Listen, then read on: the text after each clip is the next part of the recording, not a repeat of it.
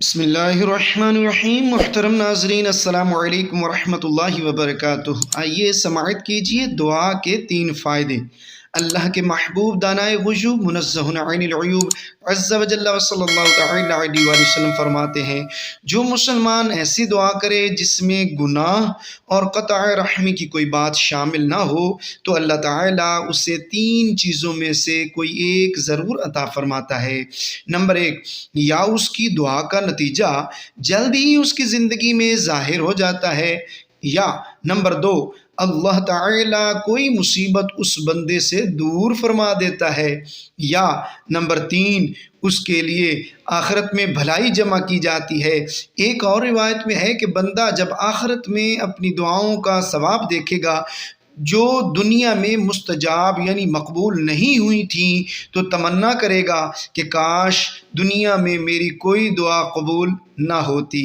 میٹھے میٹھے اسلامی بھائیوں، دیکھا آپ نے، دعا رائے گا تو جاتی ہی نہیں، اس کا دنیا میں اگر اثر ظاہر نہ بھی ہو تو آخرت میں اجر و ثواب مل ہی جائے گا۔ لہٰذا دعا میں سستی کرنا مناسب نہیں۔ یا عفو کے 5 حروف کی نسبت سے 5 مدنی پھول۔ نمبر 1، پہلا فائدہ یہ ہے کہ اللہ عز و جل کے حکم کی پیروی ہوتی ہے کہ اس کا حکم ہے کہ مجھ سے دعا مانگا کرو، جیسا کہ قرآن پاک میں ارشاد ہے، ادعونی استجب لکم، مجھ سے دعا کرو میں قبول کروں گا۔ نمبر 2، دعا مانگنا سنت ہے کہ ہمارے پیارے پیارے آقا مکی مدنی مصطفیٰ صلی اللہ تعالی علیہ وآلہ وسلم اکثر اوقات دعا مانگتے، لہٰذا دعا مانگنے میں اتباع سنت کا بھی شرف حاصل ہوگا۔